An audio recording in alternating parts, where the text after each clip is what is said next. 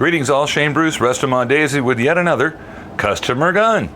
This is a pretty good example, a pretty cool example actually, of a Red Ryder carbine, just like it says down here on the buttstock. If you'll take a look at the distant end of the gun, we'll go back here and point out that the Fred Harmon logo is quite legible.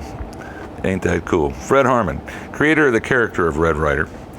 This gun came from a subscriber in West Virginia. This is a father's gun. It's not working all that well. He wants it back up to snuff. So, took it out of the box and we took a look at it, and we noticed a couple of, not strange things, but different things about this Red Ryder. First, I want to look at the stocks. Normally, Red Ryders and all Daisy products use hardwood stocks, and that typically translates into poplar, because poplar is a deciduous tree. It drops its leaves. It's hardwood. It's just not terribly expensive. I don't believe this is a poplar stock. If we take a look at the forend, we'll see some really strong grain patterns that are not characteristic of poplar. That kind of looks like oak. I wouldn't swear to it, but I'm pretty sure it's not poplar. Now the buttstock has a little bit tighter grain pattern. It isn't quite as pronounced as the forearm is, but there's still some interesting shades and colors in there. It might be poplar. I don't think so. Anyway, this is a Red Ryder carbine, number 111, model 40. You can't read that. Well, that's what it says. You'll have to take my word for it. But you'll notice that it is, there we go, ho ho. But you'll notice that it has an unusual color of paint on it. Now, I don't believe this is a factory paint. I think this was applied later on. It's a greenish color. I'm not sure if the guy wanted to go for olive drab army green, or just green, or he just happened to have a can of this green laying around. But it hasn't got stock paint. Now, the customer doesn't want any woodwork, excuse me, or metal work. He just wants the gun to run right. So, let's see what's going on with the gun. What we're going to do is see if the gun shoot. So, the lever cycles, the trigger engages. That's good. When we point it under a cardboard safety mechanism, it does shoot. Well, there we go. It doesn't shoot very well. If you'll look at the cardboard, you'll see that it basically bounces off. Yeah, so there's hardly any velocity, but it's got some velocity. Let's try the tin can target, see if we can range that far. No. Okay. Then this brings us to our initial diagnosis. It's got a bad abutment seal. Let's pull that shot tube out and see if we can see the air tube down the bore. Oh, there goes our BBs. We lost them all. Quick look at the air tube. Okay, the ramp's working fine. It's got the retainer spring. I can see through the hole in the bore. The bore's not occluded. See a little white dot down there somewhere? Yeah. Okay. We'll go with it. So the bore's not occluded. Now the next step is to take a look down the barrel and see if we can see an air tube. I see an air tube. I don't know if you can get that shot. Yeah, kind of. It's bitchy. Yeah. Anyway, there's an air tube in there. So we know that it has an air tube. We can physically see it. We just can't show it to you. And we know that it doesn't shoot but about 10 feet. So our initial diagnosis is a bad seal. Let's find out. First thing we're going to do is pop these screws off. Now you'll notice this is all standard slot screws, but one of them is not like the other. I believe this screw here has been replaced. We'll find out in just a moment. It's a pretty nice example.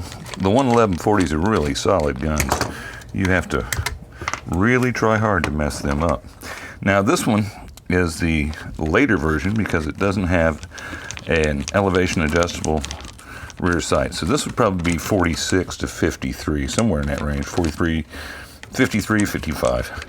Cast aluminum lever. The cast iron lever isn't present on this one. But it's a Plymouth, Michigan gun, so it was manufactured before Daisy pulled out of Plymouth, Michigan, and headed to Rogers, Arkansas.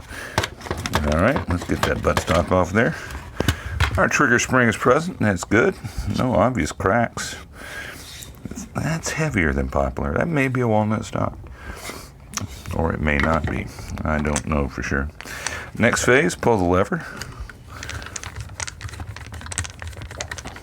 Now this one is probably the correct screw. It's a slightly larger head than I'm used to seeing, but it does have the washer underneath. But if somebody was messing around with this gun way back and replaced the stock screw because it got lost or bent or broken or whatever, yeah, you know, why not? Go for the rest. I certainly do it enough with my guns. All right, so the lever's out. The Red Ryder trigger is out. There it is. What a design. Immortalized.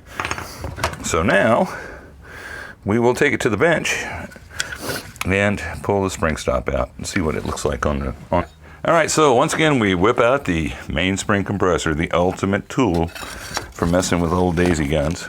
Oh, we actually found a spring fast this time. Let's see if we can get it to push. We can. Oh, wait a minute. Let me lock my lights down. There we go. That ought to do it. All right, back on the main spring. All right, let's get the spring anchor. Whoa, I dropped it, but that's easy enough to recover. Spring anchor's out. Now, believe it or not, there are styles of daisy spring anchors. You'll notice this one has a kind of a buckhorn look to the top. Some of the later ones will have a rounded over look. Some will be more square. I've seen at least 3 different versions of this particular bit in my adventures with Red Ryders. All right, so now we're going to grab that plunger, which slipped right out of there, and we're going to see what mysteries revolve. Well, yeah, as you can see, it's got the older style leather seals. The compression seal is destroyed. It's not there anymore. And I'm more than confident that the main abutment seal, the seal behind the abutment washer, is gone as well. Let's see if we can see that. I got a feeling we'll be looking at some metal down here. Where's our light? Yeah, I can see it.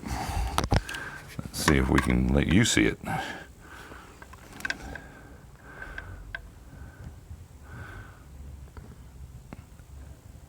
We got to get that fiber optic camera working. Oh. Well, anyway, the abutment washer is gone. The abutment is still there.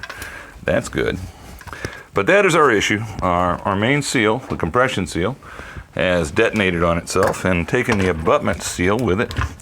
So what we'll need to do is get another one of these little guys, or go with a more modern synthetic steel and replace that bit.